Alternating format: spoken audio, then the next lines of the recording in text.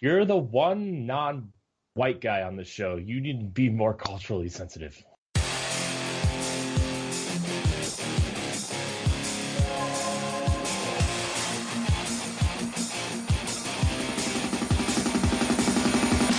Starting the recording.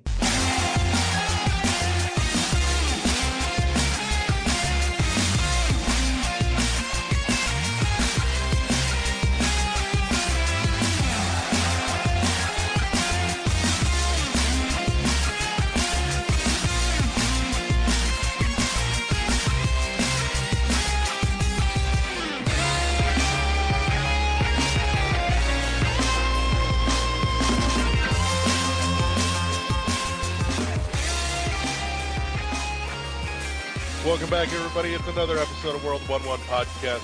I am your host, as always, Larry, now the Beardless Wonder. With me, as always, is my co-host, partner in crime, Eddie, Nestle Chocolate Ball, one Magic Head V. There it is. It'll come to me. Everybody, somehow my sister found some Boston baked beans at Walmart. They don't sell them in Illinois, and they just appear magically. I'm like, what the heck? Oh, but hey, everybody. Give me that stupid fucking candy that nobody likes. No, everybody here in Illinois loves it. This shit is fucking terrible. I think you're making stuff up, man. Nope, that everybody. I call it bullshit. Nope, it's poverty. The little box, put it on your 15 cent, and you will be straight. I see the lemon heads; those are awesome. Those are good, and now laters. Well, instead of calling them now and laters, we just call them now laters, like NOUNLATER. I'm more of a lemon drops person. Ugh. Ew, you're just wow. Oh, but go ahead. You eat bridge mix, don't you? Ew. No, I don't even know what that is. Right. What is happening right now? What is all this garbage right now? Go ahead, Larry. Finish introducing our host, or who's joining us. Back from his vacation in I fucked off into Wonderland is Corey in ultra high def. Derek, what up? I'm back, Larry. I'm sorry. I can't handle the beardless Larry. I need to cut out a beard from a piece of paper and just paste it on my screen in front of your face. And you're gonna Photoshop this on in post production, aren't you? Wow. Yeah, I am. I'm gonna. It makes you feel any better. There's actually some scruff there if you get up close. It's coming. Man, I can't handle it. I don't know if I can handle it. It'll be back. You can handle it. Anyways, I'm back. About fucking time. I'm sorry, dude. You and your vacation bullshit. Some of us don't take vacations. I do. I'm sorry. Because part 1 of my vacation is done. Now I just got to do part 2, and then part 2. Yes. And joining us for the first time ever, special guest Jesse Douglas. What up? Not much. Tired. He doesn't get a cool nickname like we do. Jesse from around the network, Douglas. There. Jesse the X Douglas. Wow. Or J-Dog, or all the stereotypical. Jesse, I just like can't quit J-Dog. What the? Wait. What is this? 1997. J-Dog or my old rap name, Chilla G. Chilla G. Did you wear Please rap, Jesse. Please rap. Did for you us wear? right now. No. Did you wear Jinko? I wasn't good then, and I'm not good now. Did you wear Jinko pants and a red T-shirt or something? No, I didn't look like Fred Durst. Why did Corey lips turn to a frown? No, I feel his pain because I used to be called that. Everyone would say, "Oh, you look like Fred Durst" when I was in high school all the time too. So I used to hear that all the time. I see none of that. Corey, I see it but you. Well, yeah, more then than now, but for me, and now joining us is Corey Hudson Durst. I'm so mad that he looked. Hold on. I'm so mad that he had on a hip Jay-Z look, and then he do some white person wave like Corey, I'm going to need a verse Like- of break Like you stuff just out of won Miss America, Right. Hi. Miss I Ohio. have a picture of myself in front of the Miss America statue if you want to see it. Oh, good. Why is there a night. Miss America statue? I don't know. Okay, so we were in Atlantic City and we were walking down the boardwalk and it says, Miss America statue here, and it's this weird, like, bronze statue thing, and it's just standing there with a crown. Those never Oops. look good. Crown, and you're just like, how many heads have been in that thing? Wow. Fucking weird. Yeah, that means two things. Oh, anyways, Wah, wah. Well, Miss America, everybody. Oh my goodness. Well, Larry, There she is, Miss America. Larry, what have you been playing? I sat down with a couple things briefly this week. I played a little bit of the beginning of Bayonetta finally. Ooh, yes. Finally, gosh, took you Yeah, long. finally. I know. I'm a busy individual. So, yeah, the beginning of that game is like John Woo fucked Hideo Kojima. And you would get the beginning of Bayonetta. Yeah. That's the only thing that I can think to describe it as. That's all it is. Well, pretty much of Vaseline wrestling, because the look, I was just like, ooh, this game looks muddy. Like Vaseline was put all across that. I'm like, this is not HD. Like, That might just be your TV, Ed. no. Depending, looking You gotta at quit smearing Vaseline on it. looking at Bayonetta 2 on Wii U, and then the 360 version of Bayonetta, you'd be like, ugh, what the heck is this? I think a psychologist would say that you're projecting. The psychologist, You're seeing what you want to see. the psychologist needs to go get his eyes checked. Eddie just wants to see Bayonetta smeared in Vaseline. No, Uh-oh, Eddie's got a thing for the hair witch. no. Phoenix Wright, yes, but Bayonetta, no. I heard Eddie asked Phoenix Wright out on a date once, and his answer was objection. Mm. No. Oh, well. It's So, yeah, I haven't gotten far into it, but I've played some of it at least. What else did I play? I played a little bit of Transformers Devastation because it's been sitting on my shelf for almost a year, and I still haven't cracked it open. And while I have great appreciation for all the Gen 1 love, as a game, it just doesn't feel good. It feels so repetitive, in a way. that and generic. It just Is that the doesn't feel fight? like- Is that the fighting one? Yeah, one by it's kind of like Platinum. a brawler. Yeah. Okay. It's just, I like the art style. I like the reverence for the source material. It just, the game does not feel good. And it makes me sad because I want to love it and I can't. So Quick question: that breaks my heart. Did you try to recore the new the update? Not yet. Okay. Nope. But I did come to a sad realization today too about what I'm playing and what I'm not playing. Realized I think I'm going to go trade in my copy of Splatoon 2. Oh. I played it some. It's not bad, but I don't have the time to sink into it consistently, and that's one of those games that it just feels like if you're not in that game regularly, Mm-hmm. there's no keeping up with it, and it just becomes not fun anymore. And so, I ran into that a lot with Splatoon 1. I jumped in a little bit late on it, and I had some fun with the single player, but just getting into the meat of that game, which was the multiplayer, I couldn't do. Yeah. There was more nuance there than I cared to dig into, and it made me sad to realize that, but it's one of those things. So I think I'm going to trade it in while I can get a little extra bump on my trade and pay off my copy of Samus Returns. Okay. That's kind of how it is for me with Overwatch.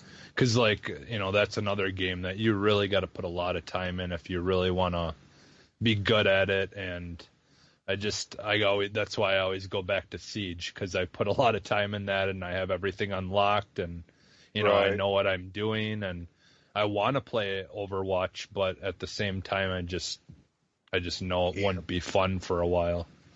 Yeah. It's not just putting in a lot of time, it's putting in time consistently too. Yeah, yeah. If you step away from that thing for like a week and a half, you're going to come back to it and go, the fuck's going on? Yeah, that's how it is even with Siege for me, because I do for a while I won't play it for like a couple of months and then come back and will, suck it up for a little while until I get used to it again. Right. Other than that, played a little Portal. Actually playing a little Portal just because it's a nice decompression game. Stretches the brain in just the right ways. And I'm okay playing the first one without any volume because as much as I appreciate the humor, there's just not nearly as much of it as there is in the second one. Exactly. So I love the second Portal. I haven't played the first. Nailed it. I haven't played the first one, but Really? Yeah, because I've never played Portal. I didn't own. Really? Yeah, because at that time I wasn't buying PC games, and I didn't own the Orange Box, like for 360.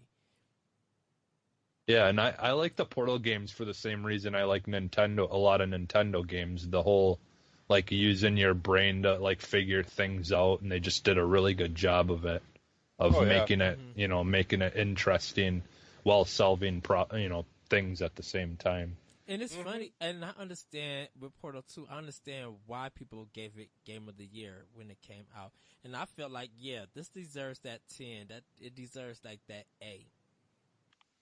Oh, it does. I mean, the gameplay is fantastic, the puzzles are brilliant, and the writing is phenomenally fucking hilarious. You're hard pressed to really find much of anything to complain about with Portal 2. So, they took the basic premise and they expanded on it in just a delightful manner. Yeah. So, I agree. Mm-hmm. Yeah, that's most of what's been on my plate today, or this week in general. Right. Eddie, the hell have you been playing? I finished Mass Effect Andromeda on Xbox One, doing some more of the side quests. It's very weird on how that last boss fight goes. It's not really so much as a boss fight. It just feels like a regular mission. And then you get the credits. And then you go back into the world and finish some side stuff that you want to finish, and like talk to your crew members, and then it's like a eulogy, and the game just goes on from there. But I finished that. Been playing a lot of Nier Automata on PlayStation 4, and I gotta say, I don't think that's gonna make. I thought that was gonna be on my Game of the Year list, but it's not. Like I'm very kind of feel like that the game is average. Like it loses its spark after a certain point. And I still gotta play a little bit more, finish up the missions. The fighting is still good. Like I love when I'm fighting the robots and doing my combos and stuff, but it feels a little bit not too repetitive, but it kind of starts to get bland and a little bit boring. It's just like, okay, you guys throw me some action, or just give me level by level. Don't give me this open world, because you put me in this open world place, but it still feels empty. And it's just like I'm running and there's really not many robots to fight. But I'm somewhat enjoying it, but it's not on my Game of the Year list that I thought it would be. Horizon Zero Dawn doing the new game plus. I know Corey's going to be speaking about that. And I really can't wait to our discussion that we have about that. But I'm going to be trying to get some more stuff.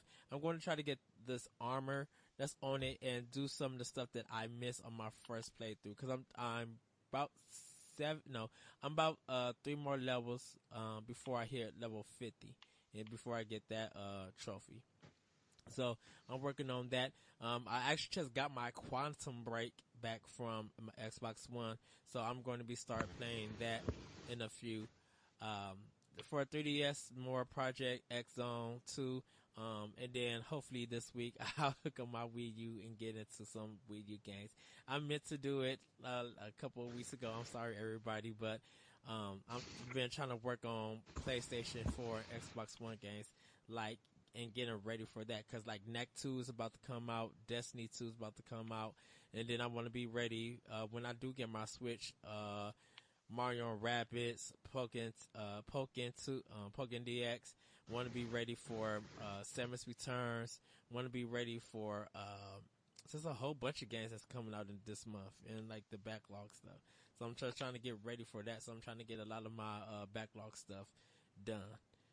But other than that, that's all I actually been playing. And Ease Origins for PS4 is what I've been playing. Right on. So, And Corey, what did you play while you were off in La La Land for a week?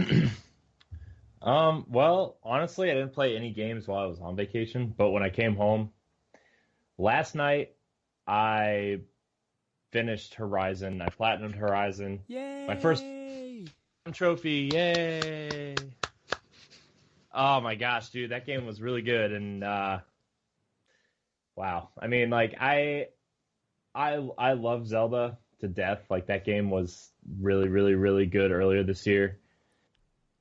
But Horizon and Aloy as a character, and just the way they kind of pulled that ending off, not necessarily the final boss, because it was just more of the same of just a bigger corrupted version of other boss fights in the game. But the way they pulled the story together, I didn't think they were gonna pull off an ending like they did, and it was pretty spectacular. I don't want to spoil it because I know people are still playing it and everything, but they pulled off some really, really solid story and character moments, and Zelda and Horizon are really bad. I'm struggling. I still feel that Breath of the Wild is over Horizon. And then that's just me, but we'll probably have that private discussion. I know we'll have a bigger discussion. We'll have that.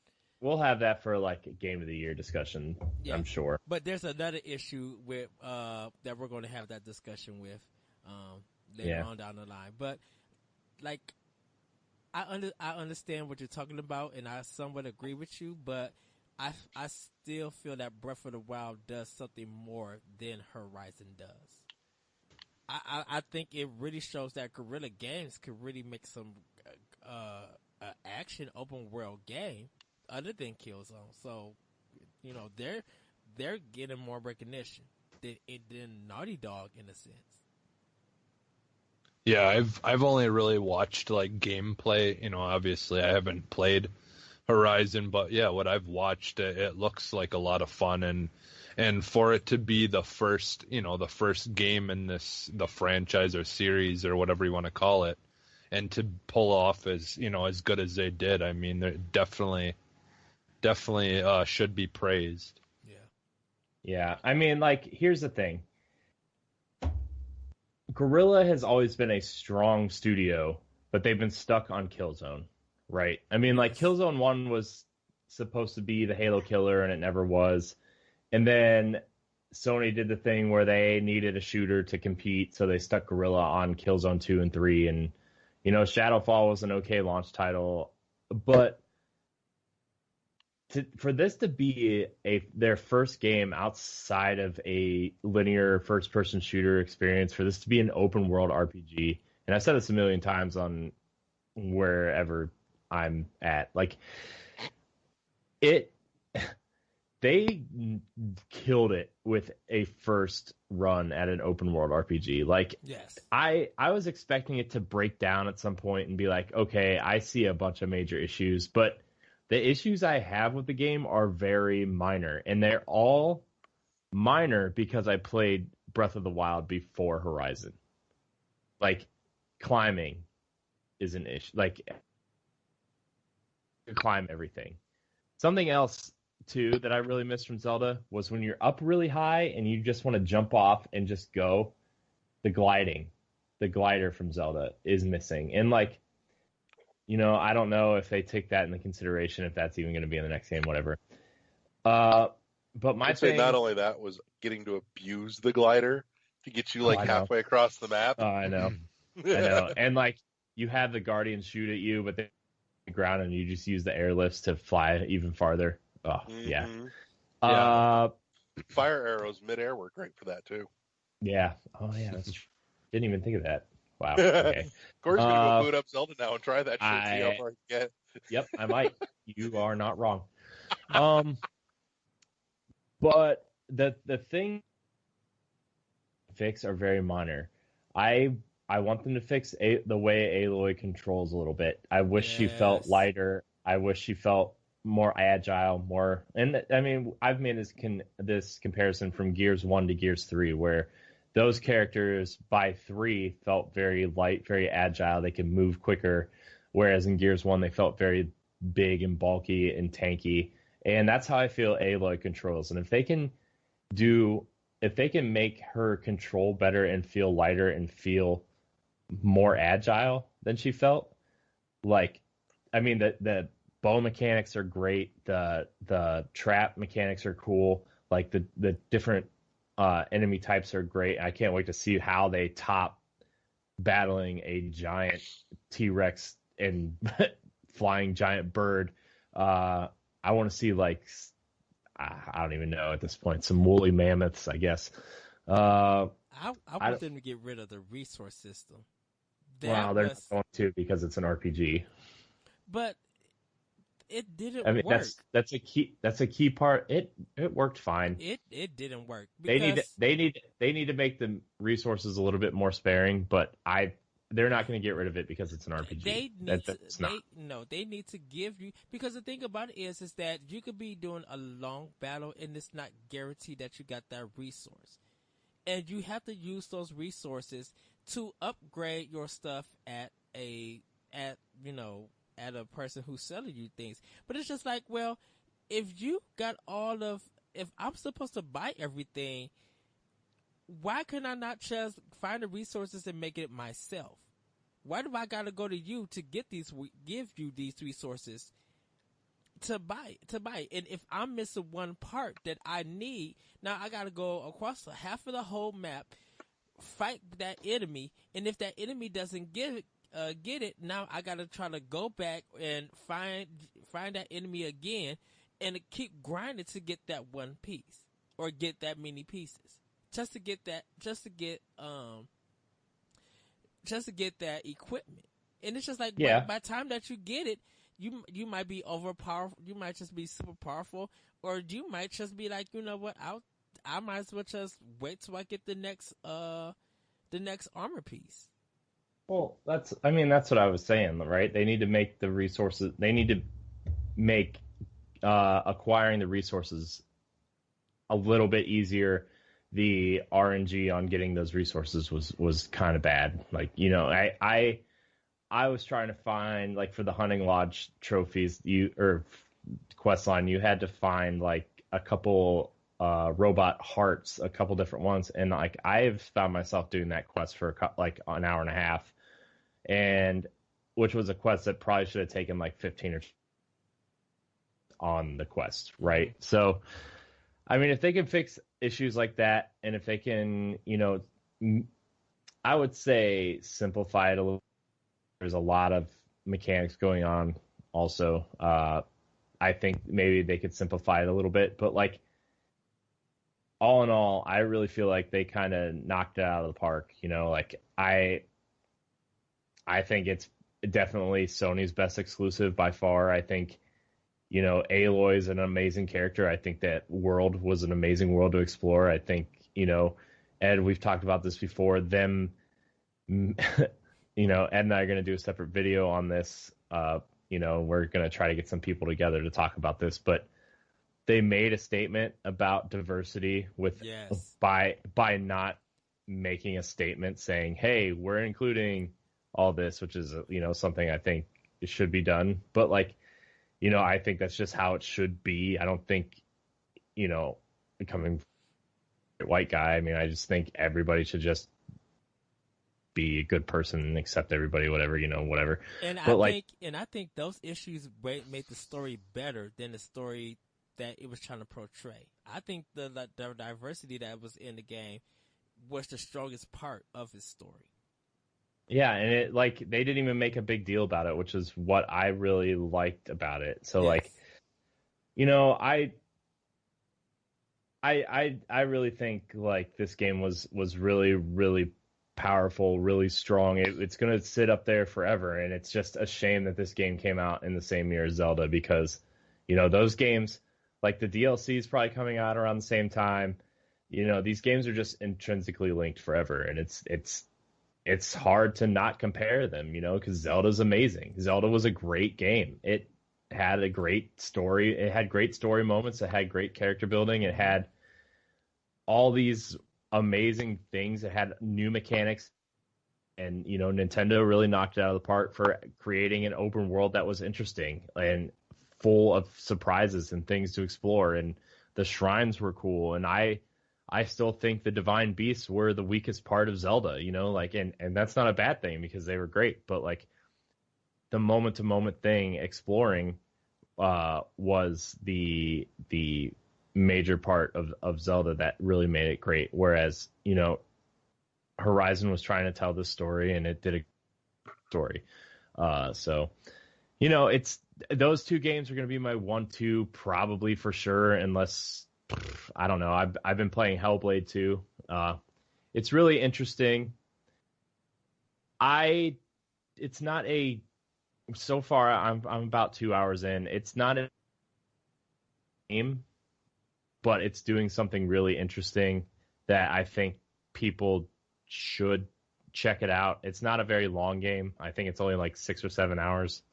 I think Jesse said, talking to him. Mm-hmm. But it's a really beautiful game. It's a really cool game. It does something interesting that's not explored a lot in games. But as far as if you're going in looking for some hack and slash action game, it's definitely not that. It's very precise, very everything. It's like everything in the world is there for a reason, and you need to touch it. You need to look at it. You need to listen to it. I've been playing this game with headphones, and the sound in this game.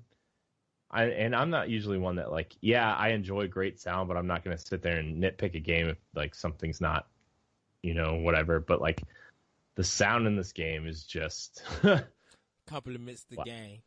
Yeah, so I think audio is one of those things I don't nitpick if they've got it not exactly right, but when they do get it exactly right, you fucking notice.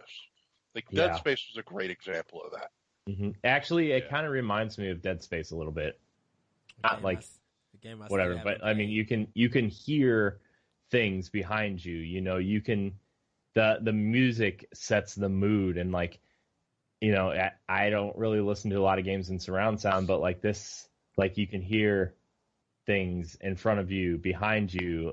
You can hear it back and to the right. You can hear it move to back left, and it's just it's really interesting what they're doing, and I appreciate them trying something different. And I hope this game funds the DMC sequel. Yeah. By the way, all your Game of the Year talk doesn't matter because Game of the Year comes out next week on Friday. For you, it does, not for everyone, for the world. Game of the Year, done, over. Meaning that we should be getting our amiibos sometime this week or next week. Yep, already got mine ordered. So, what, I'm trying. It's funny that you mentioned sound with that game because that's kind of almost how handheld games been. If you don't play them with your headphones on, you won't notice. You're missing something. Yeah, you won't notice that quality. Because you'll definitely hear a different quality when your headphones are in your 3DS or your handheld. Mm-hmm. Yeah. So that's kind of what I've been playing. I'm trying to get through Hellblade and probably some Uncharted. I'm trying to get through it before Destiny 2 comes out because probably for the next 2-ish months that game's going to consume my life. I want to play Mario and Rabbids, but when we were on vacation, I ordered it through Amazon and I had it sent to my parents' house while we were on vacation, and it's still there. Oh wow! And I don't. So I have to wait.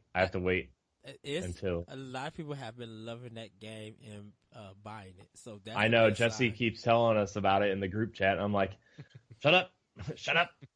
I want to play it. Speaking of Jesse, what have you been playing this week? A Tell us game about called Mario Rabbids. You should tell us all about it. Sounds like a cool little indie game. Yeah, it's wow. Barely anyone's ever heard of it, but I picked it up. I thought, I'll just give it a shot. It stars the Minions, right? Yeah. Yes. Yeah, and the Keebler elves. This is the clan approved version because it has the white version of the Minions. Wow. Not the yellow one. That's the Smurfs, isn't it? Jesse, you're gonna get a kick out. You're gonna get a kick out of this. So I'm at work today, and the kid, it was just like, "Did you guys have the Mario and Rabbids amiibo?" I'm like, "They didn't make none." At this moment, he's just like, "Oh," he was so disappointed. I was just like, "Trust me, we had them. I probably would have had them before y'all got a chance to get them." Well, they have those little figurines though, like the 3-inch ones are $20 a piece. What the heck? Why are you making $20 figures? What do they do? They didn't send them nowhere. I Yeah. I know you have to buy them through they're available on Amazon, but you have to buy them through the Ubisoft store or Nintendo, I guess. Well, the least they could do is at least throw an NFC code in it and let it be be able to use it as a amiibo. Right. I know they made that giant Yoshi one. I just like talking about collection figure things for games. I just seen the Titanfall. Is it the Titanfall 1 where they had like a massive the giant Titan. Yeah. Yes. Yeah, the game store, the used game store by me is selling one of those for like $140. Oh my gosh, it's more than that. They're trying to sell it for like $200. I'm like, you better come with the game. I'm like, yeah. The by Yoshi? me at the retro place that I shop at for like my Nintendo games and stuff. They're selling one, I think, for $150. The statue, the just like I sent you the NES, Corey. I snagged that one from work and brought it to Larry. I'm jealous. You got the NES. I can never. To be fair though, I traded a copy of Super Metroid for it. Yes. So back to Rabbids. Yep. Tell us all about it. Spoil everything for Corey. I'm not gonna spoil it, but it's definitely like I would compare it to Portal where like the humor and stuff is a good part of it, but it's not like overly like, to the point of where it's annoying, kind of like the regular Rabbid games can kind of be. So those can just be a little too much.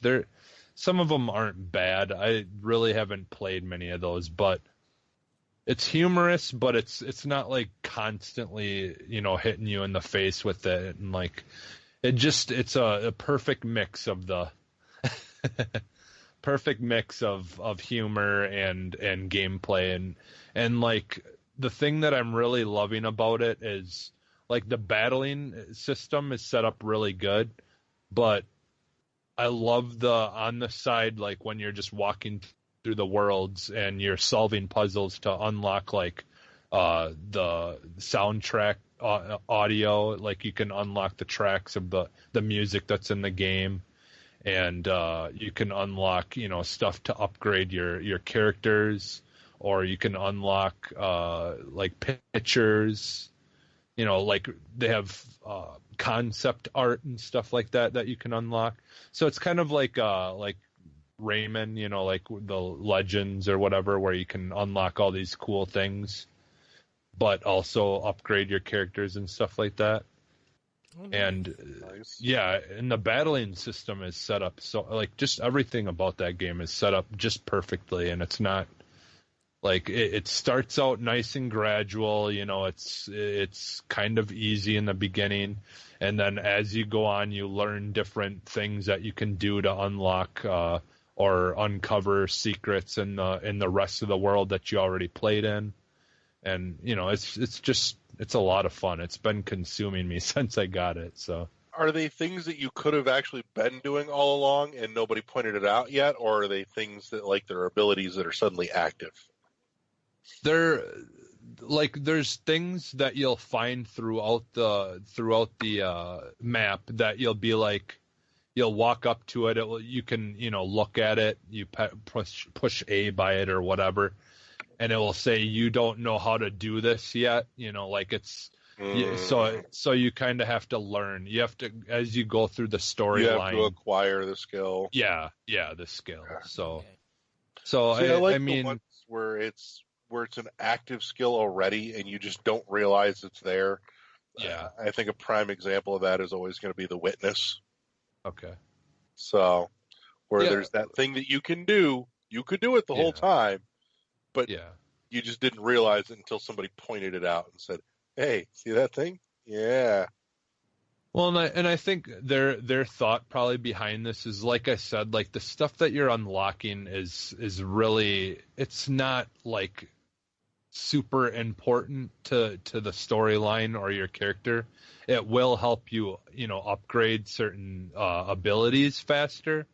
And like I said, you'll, you know, can listen to whatever track from whatever level if you really want to.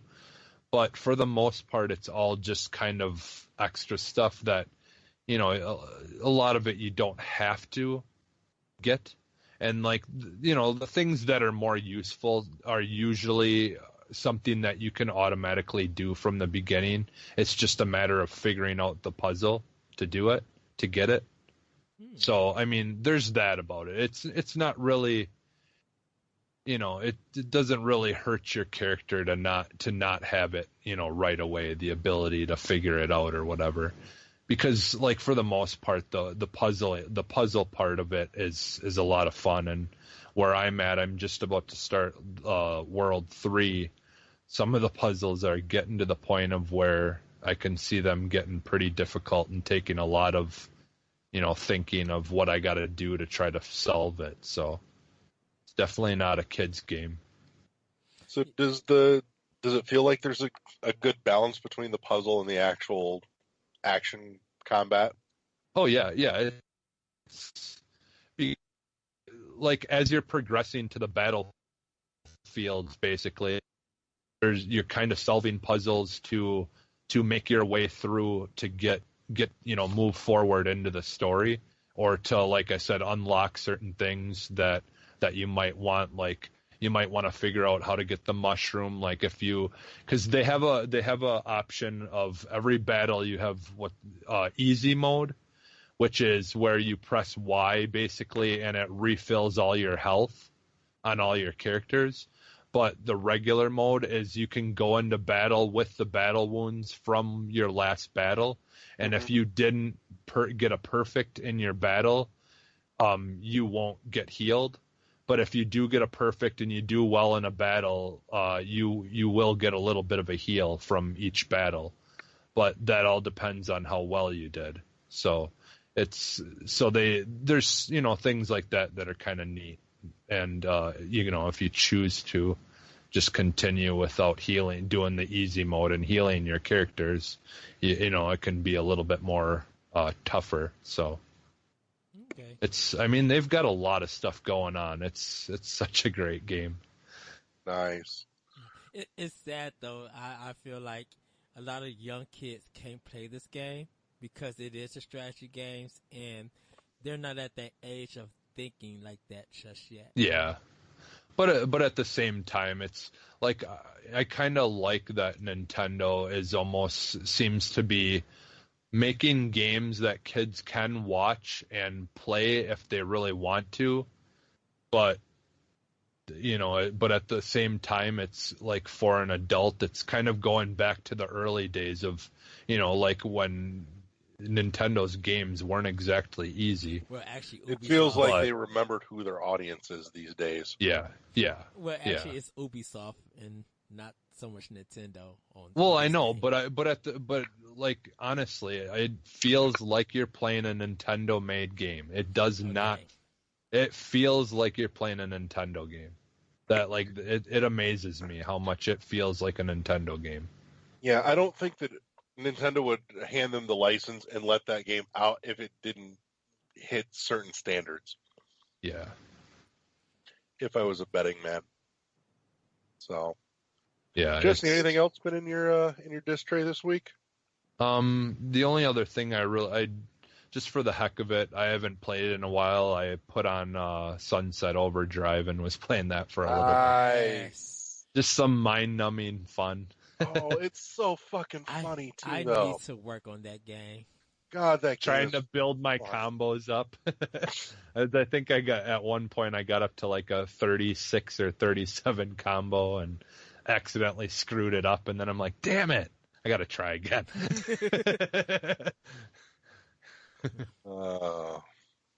So, little tidbit of news just to put out there, and I have not checked the schedule to see how long they're running, but GDQ is throwing together an impromptu marathon, and the proceeds are going to the Houston Food Bank to help out with the issues down in Texas.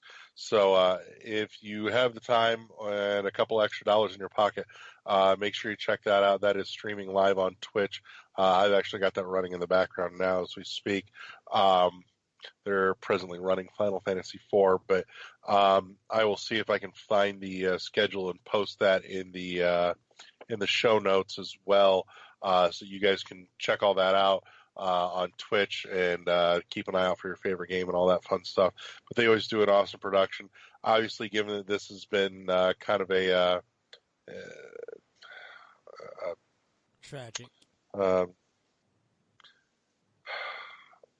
a spur of the moment as the need arose. They are not in their usual hotel setting, but everyone is streaming in from home. So you're going to see a little bit different format this go around for GDQ than what you normally see. But it's definitely something to check out. Anytime they're on, it's always worth checking out and donating a few bucks because they've always got something worthwhile to donate towards. So that's definitely something you guys should scope out. Other news. Eddie, pick a news story. Hit me with something fun. Oh my goodness. Well, if On the spot. if anybody Deal with don't it. know, me and Larry did a Nintendo a Warp Pipe episode. So the Nindies that came this week showed a lot of promising games. They showed 20 games coming, and then more were shown on Nintendo Life, like 6 more games. And then Oxenfree got announced for Switch, and we didn't nobody know that was being talked about. And then I wonder if somebody did. I'm almost suspicious if Microsoft knew. well, I think wasn't Microsoft Is the there- first one to get it, and then is If- it on PlayStation 4? I don't think it's on PS4. Because Oxenfree is one of the games with gold this month online. Oh wow. Well, Oxenfree. Well, Like, way to undercut that one. Well, Oxenfree actually came out first. I remember on Xbox One, and Yeah. it may be on PS4. But it coming to Switch is really cool that that's happening. So, and yeah, there's just still a lot of ton of games being announced, and of course, PAX West has happened. So, of course, our good fellows at Yacht Club has showed off the new Amiibo.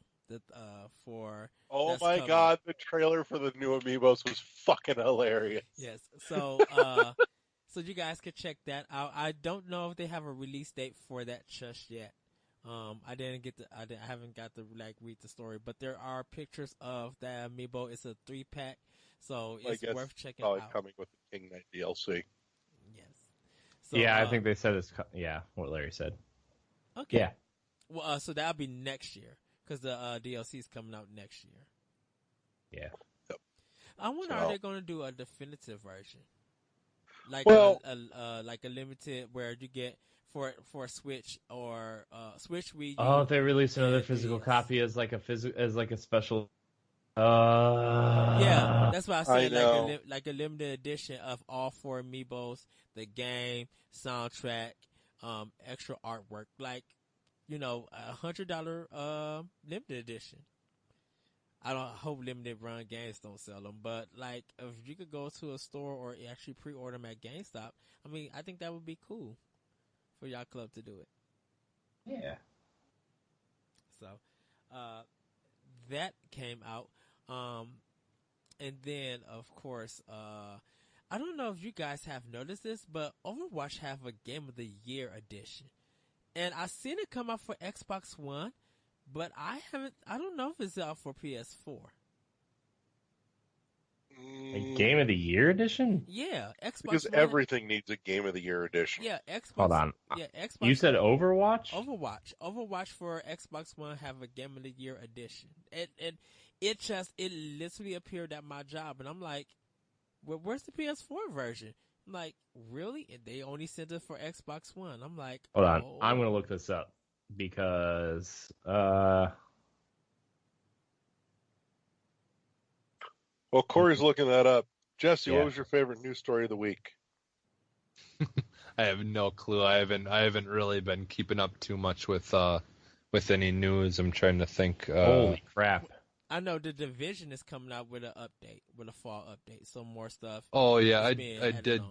I did hear about that a little bit. Why hasn't that just died?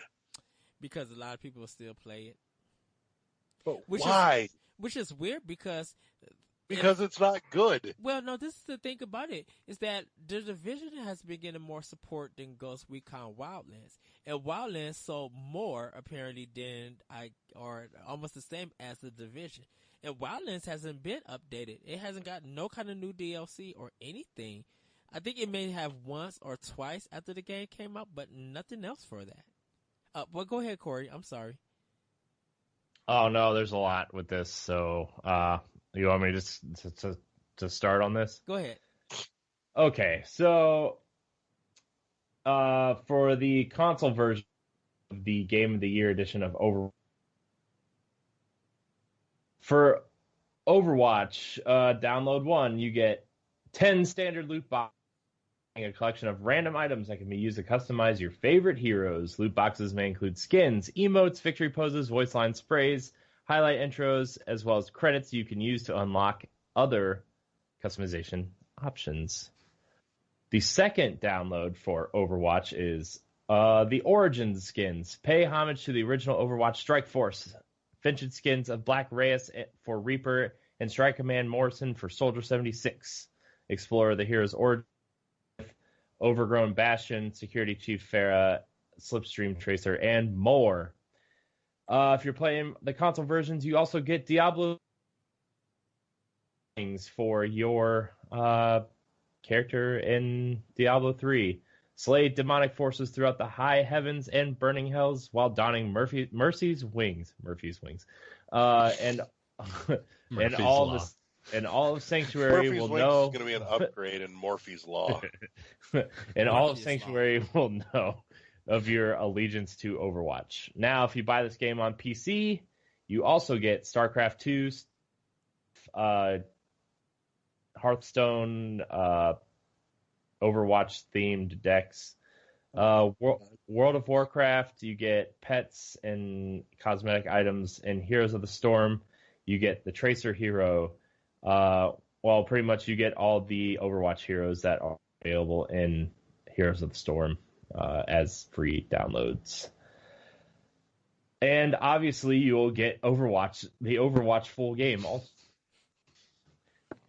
So well, at least that's included, I guess. Right. Yeah, and if you already own the game, all of these packs are free on your platform of choice. So if you already own the game, you get all the stuff for free. But you also paid $60, so you should get it for free. Yeah. So there's that. Wow. It's too much crap. I'm sorry. You asked me what came with the Game of the Year edition. I was telling you. Oh, no, I'm not blaming you. I'm blaming them for packing in too much crap that is just not necessary because they are apparently desperate to sell it. I don't know how. They've sold like 40 million copies of that game. Exactly. I know. Well, I just got two last. No, you know what it is. You know what it is. They want people to play their other games because Diablo 3 is old. Everybody's playing League of Legends or Dota 2 and not Heroes of the Storm. Yeah. And Hearthstone is 3 years old at this point, and Dota's coming out with that card game, and there's just a bunch of other collectible card games now. Gwent, I guess. So Blizzard just wants you to keep playing their games, I guess. So they're going to give you free stuffs when you play other games. Right. Here's a question for you. I pitch to all of you. What the fuck does Blizzard have against consoles? Why can I not get Hearthstone on a console anywhere? Because they make too much money off of PC and mobile. They could still make that money. Well, they got more of a bigger community on PC, and well, of course they do because the game's not on anything else. Well, the thing about it is that put the game on something else, you'll get a community there. I don't think you would. I think they wouldn't get that same community as they would on their PC. You know, because they have a strong following on PC, and with consoles, it's very iffy. Console owners are not as strong as PC players when it comes to Blizzard's games. You know, Blizzard is guaranteed. Listen to you over there trying to start fucking race wars. No, Blizzard. Wow. That's why I love you so much. No, Blizzard has dedicated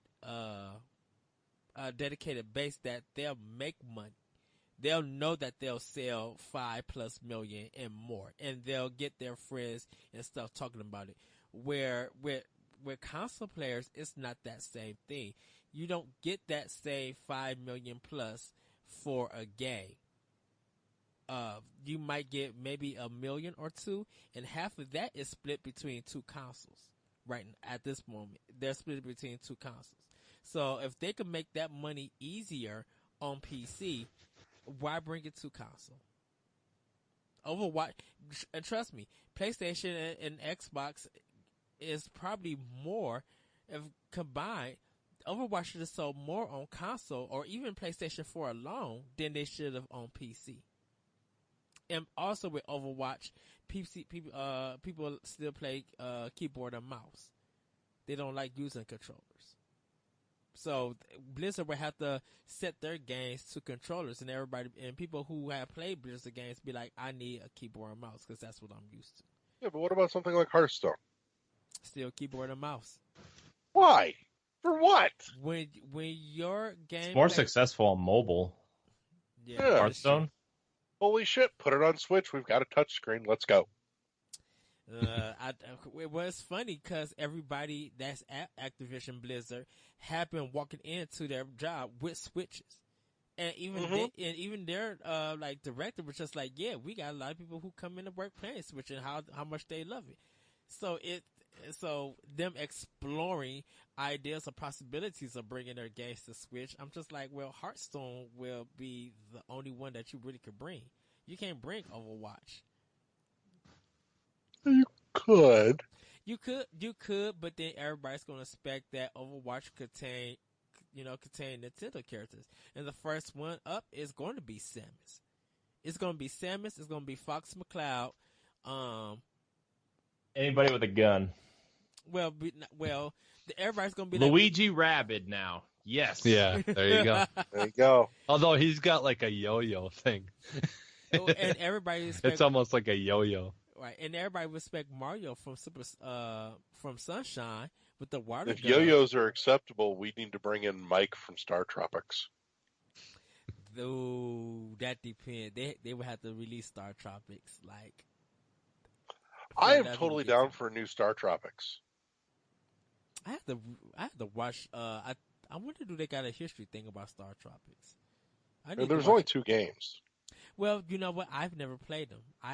It was just a game that wasn't available in my area, so that's why. You should. I've still got a copy around here somewhere, and it still has the little paper note that you had to dunk in the water to get the code for the submarine. Wow. Wow. Yep. Yeah. But yeah, Blizzard just makes too much money off of they just make too much money off of. That's why Valve, when they brought out their games, they went through EA. Besides All right. Portal 2. So I'm going to pledge it right now. If they put Hearthstone on Switch, I am going to be spending fucking money on card packs. What about you, Jesse? I don't know. I don't know a lot about Hearthstone actually. Okay, think Magic the Gathering, but it's Warcraft. Oh, okay. I'd probably try that because at the very least, the card game, the game's free. Yeah, you can totally get into it without spending a penny. Yeah, because my friend plays some of those card game type games on Xbox and stuff, and I don't know. I love doing it in person, playing those kind of games. So I think I probably would enjoy it. I just never really gave it a try. Do yourself a favor. Give it a download on at least like your phone or something, just to check it out. Well, I'll put it. I got a PC tablet that's got like a keyboard and stuff. So dude, if it's got a touch screen, that's a great way to go. Yeah, it's a touch screen and a keyboard. So. Yep, that touch screen's going to do you wonders for that. You're going to feel right. And Microsoft keeps on talking about putting, keyboard and mouse on the Xbox. Yep. Like, if they did that, I wonder if they would think about bringing some more games, those PC-based games to the console that way. Because if that's all that's market, I think. Yeah, but I mean, if that's all that's holding them back. I mean, if Xbox would be the one to get those on Xbox, and they can play it on their PC, and PlayStation still doesn't get them, well, that still would be good for Microsoft. Well, yeah. Microsoft is able to unify their whole platform. Yeah. So it would be easier for them to do it, not so much. Yeah. Yeah, so that's just another reason, in my opinion, for them to go through with it already and just let us be able to have the update so the keyboard and mouse is noticed. Now, if that happens, then Blizzard could put more of their games exclusively on Xbox. Yeah, and exactly. PlayStation would be screwed if that happens. Exactly. You still got to talk Blizzard into doing it. They still don't seem to want to. It won't take long. It literally won't take long. I mean, Activision has Destiny locked, but not so much Blizzard games. If Microsoft reaches out to Blizzard to get some of their PC games exclusively on Xbox One and definitely with OX, that's going to steal the thunder from Sony. Yeah, Sony can have the exclusive to play to Destiny 2.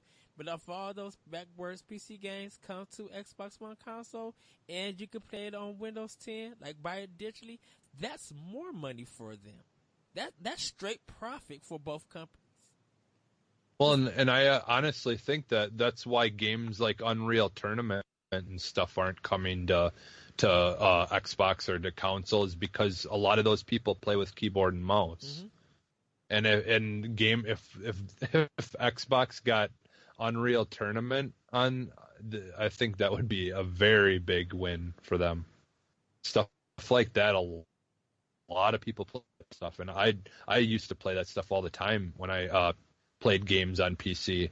I used to play the Unreal Tournament games and stuff like that, but we don't have that stuff really on the Xbox and stuff anymore or anything. So if Microsoft could lock that down with Bethesda for the new one, they offer that like a limited edition keyboard and mouse Unreal set. Yeah. Yeah. And like crossplay, if crossplay could be added, if you buy it on digitally, you can play it on Windows 10. Yeah. Bethesda would be stupid not to take that deal. Yeah. So, I know I made mention of it earlier, just as I was looking it up. It looks like the run that just finished for the GDQ Harvey event is actually the last one. So, I guess you can probably still go out to their website and donate a little extra scratch if you've got it, and I would highly recommend it. But it looks like it was just a 3-day, 4-day marathon that ended today. So pretty much as we were speaking. But just so that you were all aware, as a small update. I just got 2 last stories for the episode. It seems that Flight has won the Splatoon 2 for Splatfest over Invisibility. So that's, people who were into that. I think a lot of people were up for Flight than Invisibility. So that's a cool thing. And sadly, Miiverse is about to go away for Wii U. So you can actually go to Game Informer and check out their video for like 34 of the worst Miiverse posts ever. So wasn't that Miiverse post about Metroid? Was that the one that was on it? About Why can't Metroid crawl? Yeah. Yeah, that was there. Also, apparently, the Miiverse community for the fuck was it? I have to go back and double check and find out. But I know that Jim Sterling managed to hijack the Miiverse community for an entire game and turn it into a great big Podtoid thread instead. Wow. They worked extremely hard at doing that, but it came together nicely. Yeah. So that's pretty much the news that's for this week. Did you see Nintendo lost the Wii Remote lawsuit? But they're going to appeal for it. I think. Of course they are. I think that one is like a patent troll. Yeah, this isn't the first time that they've lost one like that before. Yep. That's why I was a little iffy about it when it was mentioned. I thought that there is a I know a lot of people didn't think there was a possibility of it going that way, but just from in the future of them having an issue with that same kind of thing and losing that, I was. Oh yeah. I mean this shit's happened before, but yeah.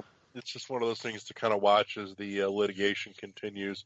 They're like you said, it's going to get appealed and it's going to, go on longer. But there has been a round 1 victory for the opponent. So yeah, I wonder.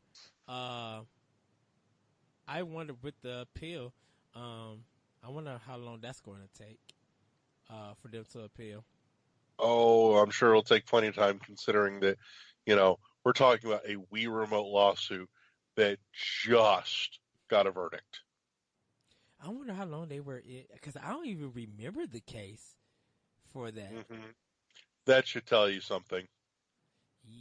So, we literally shall see what happens. But Nintendo, that should tell you something. But Nintendo I think is in good shape right now. I think they'll win their appeal, and I think they'll probably end up winning the case because, like they said, this company is like a patent troll, and I don't know if their products were even on sale or anything. Or doesn't matter if they held a patent. No, is this tied to the whole thing with the Switch too? No, this one is separate. No, okay. Yeah. Have we heard anything more about that one? No. Yeah. Not yet. Not at this moment. That'll take time. Yeah. They probably won't go to court to maybe the end of the year or maybe sometime next year because they gotta gather their evidence and for that company to go against Nintendo to like stop them producing the Switch, they're gonna have to really show why it needs to be stopped. And because theirs is only an accessory, it needs another third party equipment to even use their accessory. Where Nintendo have all of theirs, it's all theirs. Everything is all theirs. So that one I think they're going to be safe from because it just seems kind of iffy. But because the judge is going to ask them, well, where is your system to actually use your accessory? Because you have to plug something in that's not actually yours in order to use your accessory. So the judge might question them about that, and they're gonna have to bring that to court and be like, well, how do you play a game with this if you don't have that item that you need to actually play the game in your accessory? Because there's a lot of that's going to depend on the nature of the patent, though, too. Yeah. Even if they have the nature of the patent, they need a third party. They need a third party system to even use that accessory. Yeah, but if the patent's for the design of the removable controllers, then they don't have to have the system in the middle. That's not what their patent involves. They're probably will need it to prove. They're going to need that. They're still going to need because they're going to have to show it in action to see if that stuff that they patent actually works. And how does that relate and is similar to the Switch? I would definitely recommend because it's fascinating stuff. Actually, I've done a little digging on it in the past. But do yourself a favor and actually do a little digging on patent law and learn your way around it. You'd be surprised exactly how some of this shakes out and what it is that they actually have to prove. Yeah, I think there's one. Well, no, he's a copyright lawyer. But I think he talked about patents, and there might be actually a video on YouTube about that. Oh, I'm sure there's many.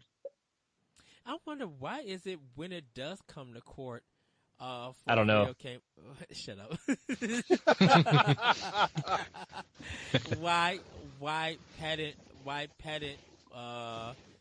cases are probably the most recognizable in video games? Because if it's not a copyright or anything, it's mostly about patents. Well, keep in mind, this is the industry that we pay attention to the most as well. It is. So, before we close out, I just want to say as an aside to our wonderful listeners, as we were chatting, I was just checking on a couple of other things. I want to say a huge, huge thank you to everybody. I just saw that we actually just hit the 10,000 download mark for the year cumulative. So it's a delightful milestone to get to hit, and I want to say thank you to everybody that's been listening to our bullshit yammering for the past year and a half now.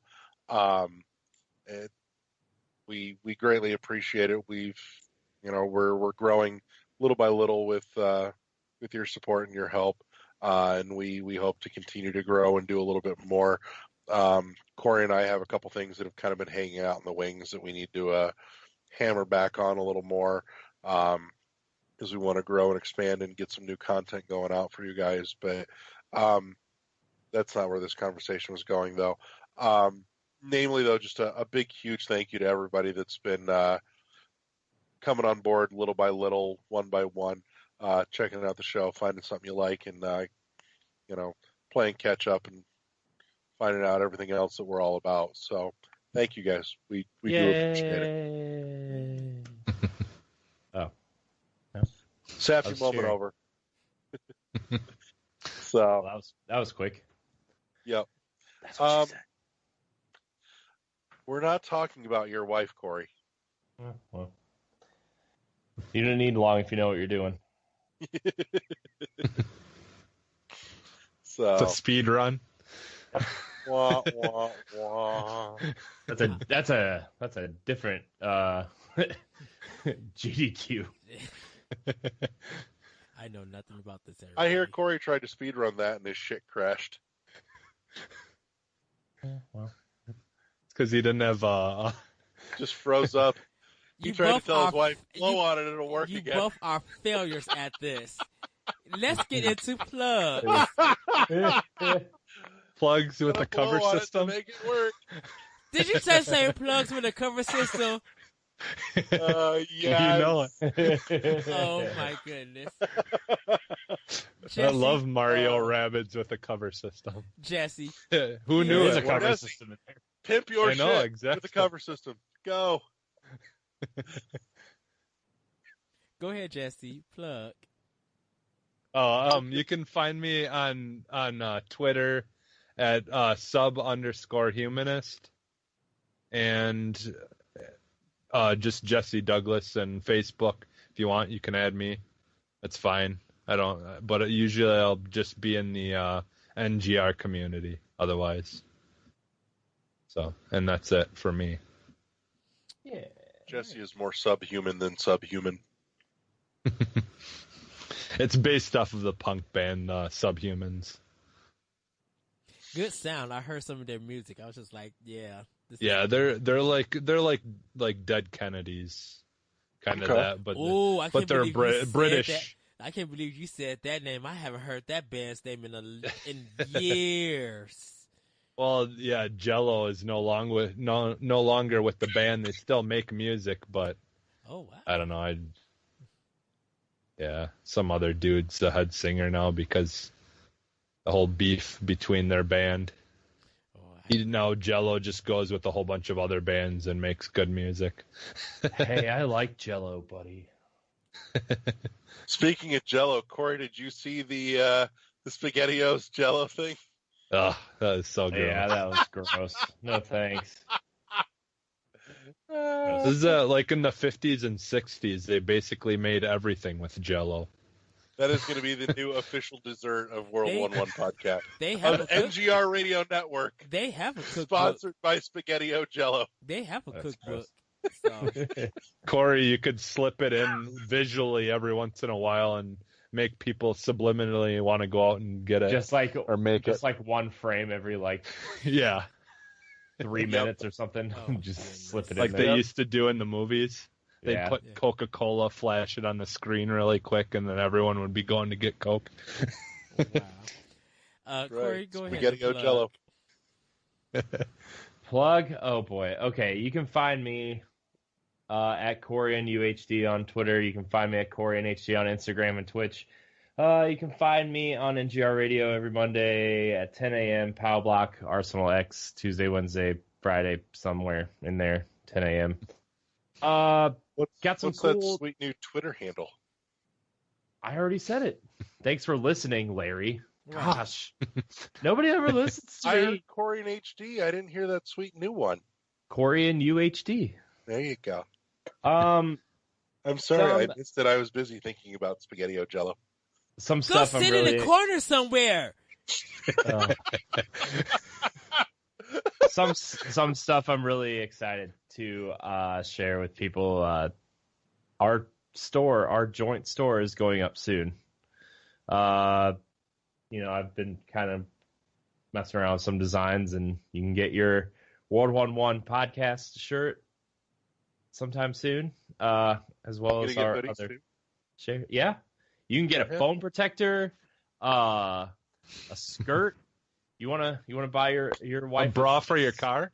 a skirt with just the World 1-1 podcast logo right there on it? Dude, I know can we you- get World 1-1 podcast kilts? You want one? Can make it happen. I've actually got a shirt for work that I need a kilt for. It would look great with a kilt. Ah, jeez. Once again, go back to the corner that you need to be in.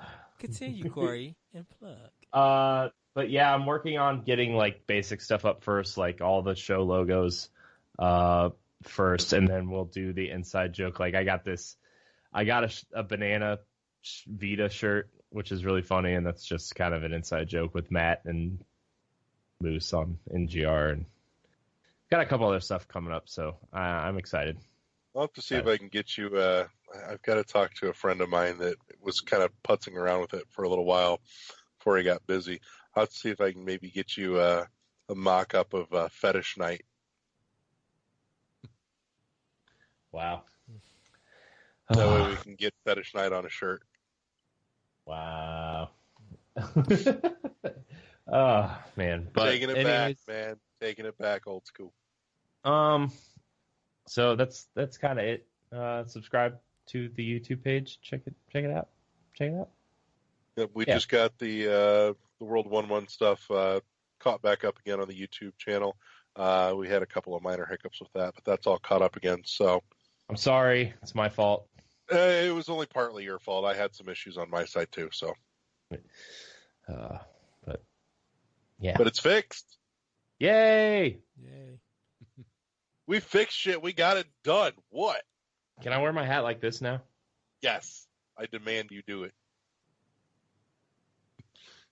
Ed's just looking at me like he doesn't understand why he's on a show with white people. And I'm supposed to be the white person of the show. No, at no point were you ever the white person. Do you know how sophisticated I talk? I barely get ghetto and hood. I'm suburban. I carry myself. Yeah, but you have the most Ebonics of anybody on the show, though. Also true. You guys can find me Oh, on God, Twitter. that's a new show title right there. Ed has the most Ebonics. No. You guys can find me on Twitter at that retro code. You can hear my podcast, Optional Opinion, on SoundCloud, iTunes, Google Play, the Anomalous Radio Network.podbean.com, and check it out also on NGR Radio. I'm getting ready to do the Beauty of Video Games Volume 3. So that will be starting September 10th. That you guys can read the intro, and for those 3 weeks, I will be talking about handheld, PC, and arcade. Got some great guests who are going to be podcasting with me with these episodes, so you guys will be able to check that out. Really, really proud of the work that I did with this one, and really great discussions that I had with everybody. You can also check out my writing on skirmishfrogs.com called The Moment, where I talk about old retro games and how they apply to my life. You can read Optional Opinion on not on iTunes, on IGN.com under Anime ENIME. You can hear a World 1-1 podcast on Shout Engine and on NGR Radio, and you can email World 1-1 podcast at world11@gmail.com. Also, check me out on Nintendo Power Block with Corey, Arsenal X with Corey and with Jesse. Hey, let's pod and play. We'll be making a return back soon. Yes, throwing up that X. Yes. And getting ready to do some other stuff for October with Optional Opinion. Cannot really wait till you guys hear the great stuff that's coming on with that show. So, just follow me on Twitter at that Retrico. And if you guys want to friend me on Xbox One, it's the lyrical one for PS4 is optional. It's not optional. It's Okamical. OKAMICAL. So, and also join the Arsenal X Facebook page and Nintendo Power page. Right on. Well, I think that kind of wraps it up for us.